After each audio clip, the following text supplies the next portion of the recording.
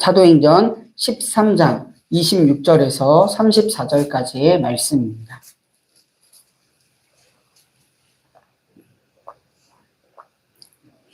우리 본문의 말씀을 다 같이 교독하시고 마지막 절은 함께 읽도록 하겠습니다. 아브라함의 자손인 동포 여러분, 그리고 여러분 가운데 하나님을 두려워하는 사람들이여, 하나님께서 이 구원의 말씀을 우리에게 보내셨습니다. 예루살렘에 사는 사람들과 다른 지도자들이 이 예수를 알지 못하고 간직에만 나 있는 예언자들을 알고 깨닫지 못해서 늘 경외함으로써 예언자들의 말을 그대로 보았습니다. 그들은 예수를 죽일 만한 아무런 까닭도 찾지 못하였지만 빌라도에게 강요하여 예수를 죽이게 하였습니다. 그와 같이 그를 가리켜 기록한 것을 다 행한 뒤에 그들은 예수의 시체를 나무에서 내려다가 무덤에 두었습니다. 그러나 하나님께서 예수를 죽은 사람 가운데서 살리셨습니다. 그래서 예수는 자기와 함께 갈릴리에서 예루살렘으로 올라간 사람들에게 여러 날 동안 나타나 보이셨습니다. 이 사람들은 지금 백성에게 예수의 증인입니다. 우리는 하나님께서 조상들에게 하신 그 약속을 여러분에게 기쁜 소식으로 전합니다. 하나님께서 예수를 일으키셔서 조상들의 후손인 우리에게 그 약속을 이루어 주셨습니다. 시편 둘째 편에 기록한 바 너는 내 아들이라 오늘 내가 너를 낳았다 한 것과 같습니다. 함께 읽도록 하겠습니다. 하나님께서 그를 죽은 사람들 가운데서 살리시고 다시는 썩지 않게 하셨는데 이렇게 미리 말씀하셨습니다. 다윗에게 약속한 거룩하고 확실한 복을 내가 너희에게 주겠다. 아멘. 네, 오늘도 우리에게 새로운 한 날을 허락하신 하나님을 찬양합니다. 네, 그 하나님을 예배하기 위해 이 자리에 있는 우리 모든 정동교회 성도님들에게 주님의 평안과 은총이 함께하기를 바랍니다.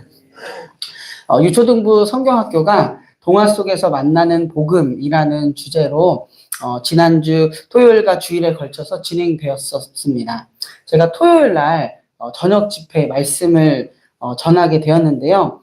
무엇보다도 우리 아이들에게 복음이 무엇인지를 잘 전해줘야겠다. 그런 생각으로 말씀을 준비하였습니다.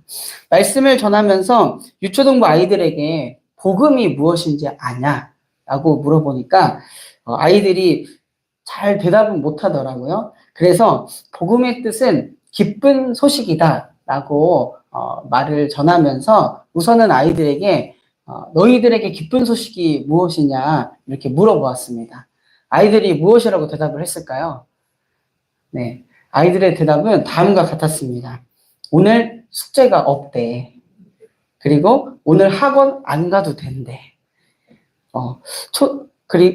이 이야기를 들으니까 저는 솔직히 말해서 좀 씁쓸했습니다. 아이들이 그때부터 그런 학업에 대한 스트레스가 있구나라는 게 느껴졌고요.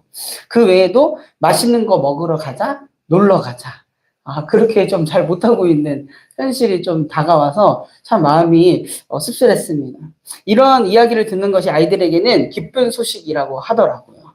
그래서 저는 그 자리에 있는 우리 아이들에게 너희들이 말하는 것도 모두 다 기쁜 소식이지만 복음이란 누구에게나 어디서나 참으로 기쁜 소식이다 라는 것을 전해 주었습니다.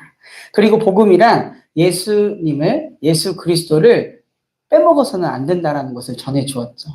마가복음 1장 1절은 이렇게 기록되어 있습니다. 하나님의 아들 예수 그리스도의 복음의 시작은 이러하다 라고 하면서 우리에게 오신 참 기쁨의 소식이 누구를 통해서 어떻게 시작되었는지를 증언하고 있습니다. 마가복음의 고백처럼 복음은 예수 그리스도와 분명하게 관련이 있고 복음은 예수 그리스도로부터 시작이 됩니다. 예수님의 모습을 보면 왜 복음이 예수 그리스도와 관련이 있고 또한 예수 그리스도로부터 시작되었는지를 알 수 있는데요.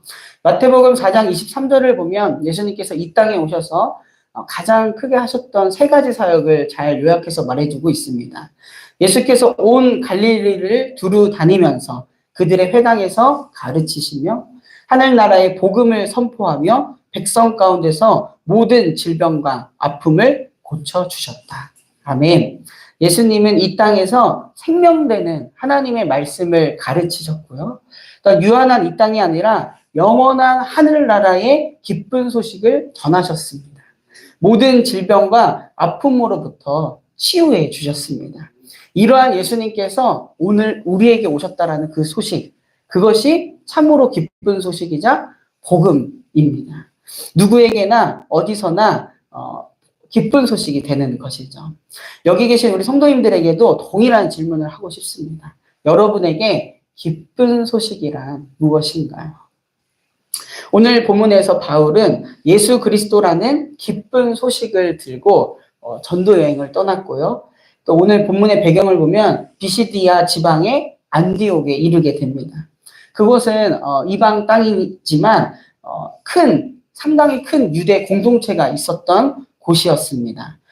비시디아 안디옥에서 바울은 안식일마다 유대인 회당을 중심으로 현지에 살고 있는 유대인들과 이방인들에게 복음을 전하였습니다. 유대인들 가운데서도 많은 사람이 바울의 일행 바나바가 전한 복음을 받았고, 또한 이곳의 이방인들도 복음을 받았으므로 사도행전 13장을 보면 바울의 전도는 열매를 거두게 된다는 것을 알 수가 있습니다. 그들이 전하고 받은 복음은 다름 아니라 예수 그리스도께서 하시는 예수 그리스도였습니다. 특히 바울은 그곳에 있는 유대인들에게 그들의 역사와 또한 그들이 가지고 있는 배경으로 가지고 있는 말씀, 오늘 본문을 보면 시편 말씀과 이사야 말씀이 등장하거든요. 그것을 토대로 복음을 전합니다. 그리고 오늘 본문의 시작은 이렇게 시작되었죠. 아브라함의 자손인 동포 여러분으로 유대인들을 부릅니다. 그들과 눈높이를 맞추고 복음을 전하는 바울의 모습을 우리는 만날 수가 있습니다. 무엇보다 예수 그리스도가 유대인, 이스라엘에 대한 하나님 약속의 성취라는 사실, 또한 예수 그리스도가 죽었다가 하나님께서 그를 살리셨고 부활하신 예수 그리스도를 예루살렘 많은 사람들이 보았고 증인이 있다라는 사실을 전합니다. 그리고 이 모든 일이 하나님께서 이스라엘 민족에게 약속하신 이루어진 일이다라는 것을 바울은 전하고 있습니다. 후에 바울은 헬라 철학자들도 만나는데 그들을 만날 때 바울은 자신이 그 도시에서 본 것을 언급하면서 복음을 전하기 시작합니다. 두 경우 모두 바울의 그런 복음의 전함에 있어서 중심은 예수 그리스도였고요. 또 기독교의 핵심 신앙인 부활을, 십자가를 강조하였습니다. 이 모습을 통해서 알 수 있는 것은 바울은 자신에게 주어진 복음, 기쁜 소식을 전할 때 본질은 잃어버리지 않았고 또한 그곳에 있는 이들에게 아주 효과적으로 눈높이에서 전달했다라는 것을 알 수가 있습니다. 오늘 본문의 배경인 비시디아 안디옥에 있는 바울 기념교회에는 다음과 같은 글이 적혀 있다고 합니다. 그리스도 전파에 있어 중요한 도시였으며 바나바와 바울의 제1차 전도 여행 때 유대인 회당에서 첫 번째로 바울이 설교했던 곳이다. 이곳은 비잔틴 시대의 교회터가 남아있다. 당시 바울은 유대인들이 기다리던 메시아가 바로 예수님이다. 예루살렘 사람들은 그분을 알아보지 못하고 십자가에 못 박아 죽였다. 이것이 바로 예언서의 성취이다.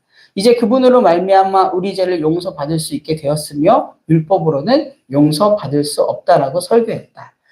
이 설교를 듣고 유대인들은 크게 반발했고 오히려 이방인은 이 설교를 믿음으로 받아들였다. 그리고 유대인의 박해가 너무 심해 바나바와 바울은 발의 티끌을 떨어버리고 이고니온으로 갔다라고 하면서 사도행전 13장의 내용을 요약해서 기록되어 있는 문구가 있다는 것을 알 수가 있습니다. 실제로 이 비시디아 안디옥은 바울의 선교적 하나의 터닝포인트, 전환점이 되었던 곳이었습니다. 비시디아 안디옥에서 설교하기 전까지 바울은 주로는 유대인들을 대상으로 복음을 전했습니다. 하지만 이 비시디아 안디옥에서 바울은 유대인뿐만이 아니라 이방인에도 복음을 전하게 되죠. 또한 이곳에서 바울은 유대인들의 아주 끈질긴 방해를 경험했습니다. 13장 45절과 50절을 보면 알 수가 있습니다. 바울을 시기하는 그곳의 유대인들이 안디옥 성내의 유력자들과 기부인들을 선동해서 바나바와 바울을 핍박하고 그것을 막 쫓아내고자 합니다. 그래서 바울은 발의 티끌을 떨어버리고 그곳을 떠나서 동쪽으로 180km 떨어진 이고니온으로 갔다라는 것을 오늘 성경은 기록하고 있습니다. 사도행전 13장 50절에서 52절의 말씀입니다. 유대 사람들은 경건한 귀부인들과 그 성의 지도층 인사들을 선동해서 바울과 바나바를 박해하였고 그들을 그 지방에서 내쫓았다. 그래서 바울과 바나바는 그들에게 발의 먼지를 떨어버리고 이고니온으로 갔다. 제자들은 기쁨과 성령으로 가득 차 있었다라고 기록되면서 우리 사도행전 13장은 마무리가 됩니다. 이것을 보면서 알 수 있듯이 바울은 자신이 마주하는 상황에서 절망하기보다는 자신이 가진 기쁜 소식, 그 복음을 품고 오히려 새로운 길을 갔구나라는 것을 알 수가 있습니다. 기쁨과 성령이 충만해서 말이죠. 바울은 복음을 가지고 그것을 전하기 위해서 그가 있는 곳에서 최선을 다했습니다. 유대인을 만나든 이방인을 만나든 말이죠. 특히 유대인에게는 자신이 이전에 공부하였던 유대교적 지식과 또 성경을 도구로 복음을 전하였습니다.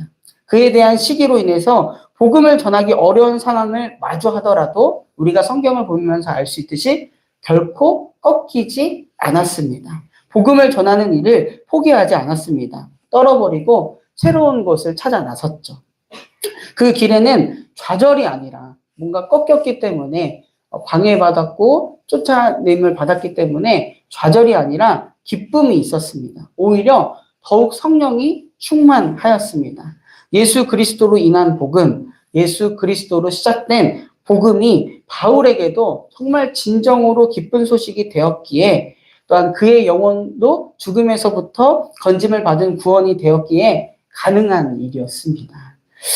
올해 우리 정릉교회 신앙 실천 목표가 뭔지 아시나요? 네. 바로 복음의 확장입니다. 복음의 확장. 복음의 확장은 예수 그리스도라는 복음을 먼저 경험하고 또한 품고 있는 하나님의 사람으로부터 시작이 됩니다.